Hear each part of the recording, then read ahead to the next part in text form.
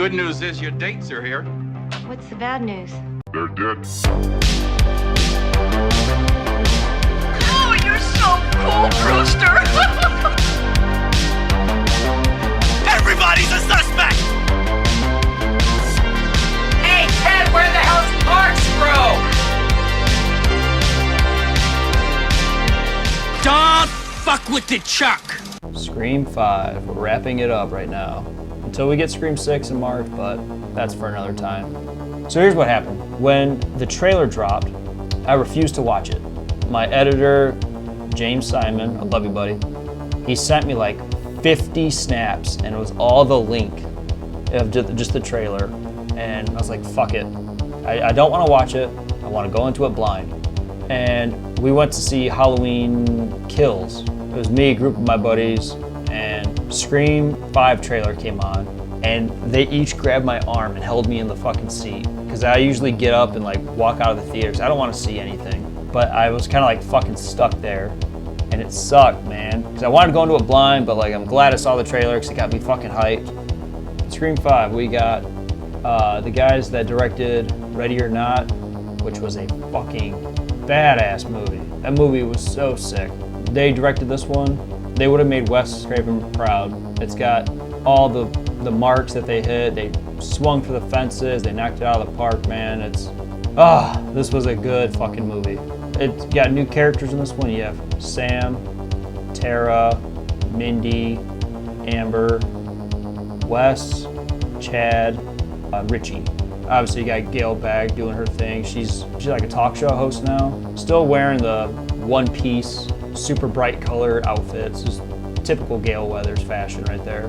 Judy Hicks is back. She's sheriff now, which means my boy Dewey, he had to step down. He had to retire.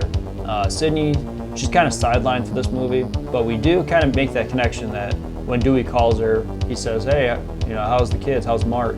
Call back to Scream 3, Detective Mark Kincaid ends up being her husband. Starts off, man, opening sequence, typical Scream fashion, amazing phone call that just keeps you on the edge of your seat, That's why I like these movies. They're just so intense. I love them. Tara, who's played by Jenna Ortega, she gets the phone call in the beginning. She gets attacked by Ghostface, which she's in the hospital, and word gets to her sister, Sam, which she comes to Woodsboro now and brings her boyfriend, Richie.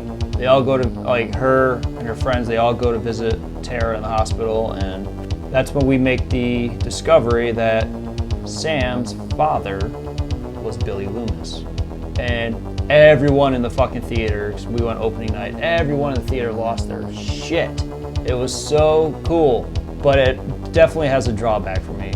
I feel like they should have just showed him at the very end when she's like crawling for the knife, she looks up in the mirror. I feel like there was like 3 or 4 scenes with Billy and it was just too much. Like they should have just had one and done. But yeah, we make that connection that her dad's Billy Loomis. And Amber, she lives in Stu Macher's house. So there's like a lot of callbacks, there's a lot of loose ends that came to a close, I guess. We just got to wrap that all up and that was pretty good. Sadly, my boy Dewey, Deputy Dewey, he dies in this one.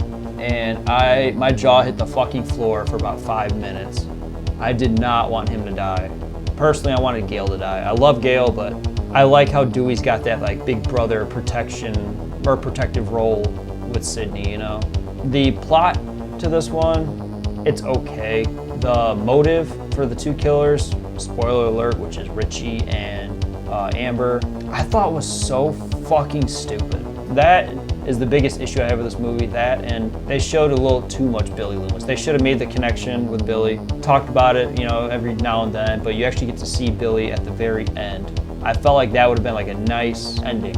Those are the only 2 negatives in my opinion. The kills in it were fucking great. The calls, obviously spot on. I do like how Ghostface makes fun of like today's modern horror, which is elevated horror, being all artsy-fartsy and shit like that. Personally, I love slashers. I do like some artsy horror movies. Not all of them though. They're kind of like a dime a dozen for me. Not that there's anything wrong with it, it's just not for me. I like seeing the blood, I like seeing the guts, the gore, all that shit. It's just fun. The kills in this one were fucking great. The best kill, in my opinion, was Wes. Dylan Minette's character, he gets stabbed in the throat and it comes out like the side.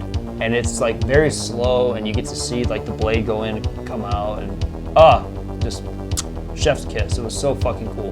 Yeah, that's my quick review for Scream 5. My ranking, 1, 4, 5, 3, 2. They're all fucking great movies, man. They're so just nostalgic for me because I grew up on them. They're simple yet effective.